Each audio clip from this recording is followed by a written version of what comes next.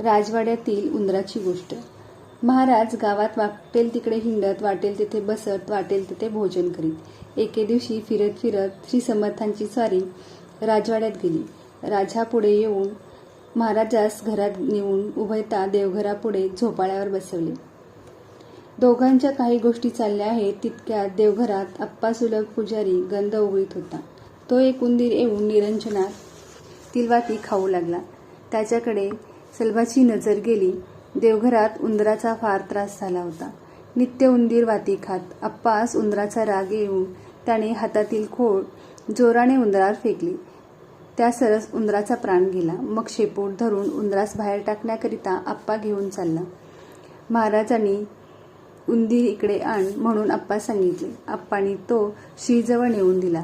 त्यास घेऊन महाराजांनी झोपाळ्याच्या कड्यातून इकडून तिकडे व तिकडून इकडे अशी 10-5 वेळा काढघाल केली. मग त्यास हातात घेऊन बच्चा जाव म्हणताच उंदीर जिवंत होऊन ताडकन उडी मारून आपल्या बिळात पळून गेला. हा चमत्कार पाहून राजा श्रीचा अद्भुत शक्तीबद्दल मोठा चमत्कार वाटला. राजास दृष्टांत. गुरुप्रतिपदा. श्रीमंत मालोजी राजे गुरुप्रतिपदेच्या उत्सवास दर साल गाणगापुरात जाऊन त्रिरात्र तेथे राहून ब्राह्मण भोजन घालून परत येत.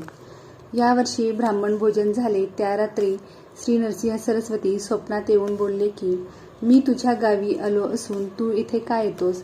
हे स्वप्न पाहून राजा जागा झाला व दुसरे दिवशी अक्कलकोटास परत आला. श्री स्वामी दत्तावतार आहेत अशी राजाची खात्री झाली. मग राजाने श्रीच्या पादुका घेऊन त्यास गंधलेपन करून त्या आपल्या देवात पूजेस ठेवल्या. पुढे गुरुप्रतिपदेचा उत्सव राजा अक्कलकोटास करू लागला. संस्थानातून प्रतिवर्षास 150 रुपयाची नेमणूक चालू झाली. सोन्याचा चौफुला विहिरीत टाकला. एक वेळेस श्री समर्थ राजाच्या अंगणात फिरत असता एका हुजूराने हातात सुवर्णाचा चौफुला होता. तो महाराजांनी हिसकावून घेतला. अंगणात एक खोल विहीर होती. तिकडे पाहून श्रीने राजास प्रश्न केला, चौफुला विहिरीत टाकू. राजाने हात जोडून विनंती केली, महाराज चौफुला आपलाच आहे, त्याचे पाहिजे ते करावे. हे ऐकून चौफुला महाराजांनी विहिरीत फेकून दिला. सोन्याचा चौफुला गेला म्हणून सर्वांस वाईट वाटले. राजा श्रीच्या सामर्थ्याबद्दल पूर्ण खात्री होती. रात्री महाराज राजवाड्यात राहिले. दुसरे दिवशी प्रातःकाळी महाराज पुन्हा अंगणात खेळू लागले. राजेही तेथे आले. अरे पेहरा आण म्हणून महाराजांनी राजास आज्ञा केली. राजाने तात्काळ पोहरा व दोरी आणली. विहिरीत पोहरा सोडून बाहेर काढला. तो काय चमत्कार झाला पहा. पोहऱ्यातून सुवर्णाचा चौफुला वर आला. चौफुल्यातील लवंगा वेलदोडे जसेच्या तसे सुके असल्याचे दृष्टीस पडले. हा चमत्कार पाहून सर्वांस आश्चर्य वाटले. टोळांच्या घरी श्रीच्या विचित्र लीला. चिंतपंतप्पा टोळ यांचे घरी महाराज असता महाराजांनी चमत्कारिक खेळाची सुरुवात केली. ते गावाबाहेर जाऊन एरंड्याची लाकडे आणीत व त्यांचे वितवित लांबीचे तुकडे करून त्यात माती भरून दुसरे लाकडांनी ती माती ठाशीत असत. मग 5-5, 7-7 तुकडे त्रिकोणाकृती ज्याप्रमाणे पलटणीचे लोक बंदुका लावून ठेवतात त्याप्रमाणे रांगाच्या रांगा लावून ठेवीत असत. त्याचप्रमाणे घोंगडीच्या दशा काढून त्या दशा एका ठिकाणी गाठून त्याची रांग लावून ठेवी. असा क्रम 7 महिनोपावते चालला होता. महाराज हे काय करता असं कोणी प्रश्न केल्यास पलटणी तयार करतो म्हणून महाराज जबाब देत. महाराजांचे कृतीचा अर्थ कोणास कळेना. पुढे सन 1857-58 साली उत्तर हिंदुस्थानात पलटणी बदलून नानासाहेब पेशवे यांचे बंड झाले. तेव्हा महाराजांच्या कृतीचा अर्थ सर्वांना समजला आणि मोठे आश्चर्य वाटले. याप्रमाणे महाराजांचे प्रत्येक कृतीत अर्थ असे, पण तो अर्थ प्रसंगानुसार विचारदृष्टीने पाहिला म्हणजे ध्यानात येईल. सन 1858 सालचे बंडचा काही दिवस धुमाकूळ माजून अनेक लहान थोर गोरे स्त्री पुरुषांचा विध्वंस झाला. पुढे इंग्रजांचे पराक्रमाने जिकडे तिकडे शांतता होत चालली. अशा संधीस श्री स्वामी समर्थ दुसराच खेळ खेळू लागले. तो असा की अक्कलकोटात लक्ष्मी नावाची मोठी तोफ आहे.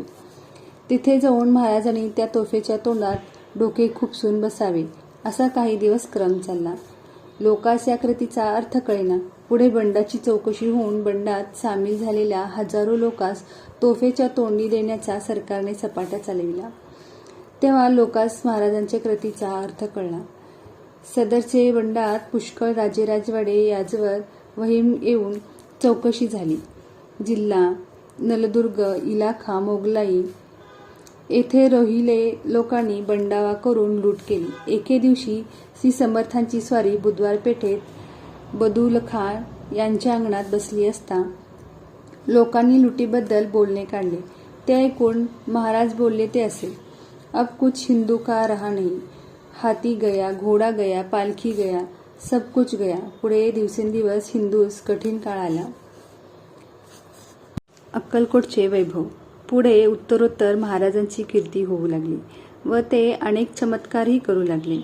महाराज अक्कलकोटास 22-23 वर्ष सतत राहून त्यांची अक्कलकोटास अमरावतीची शोभा आणली होती.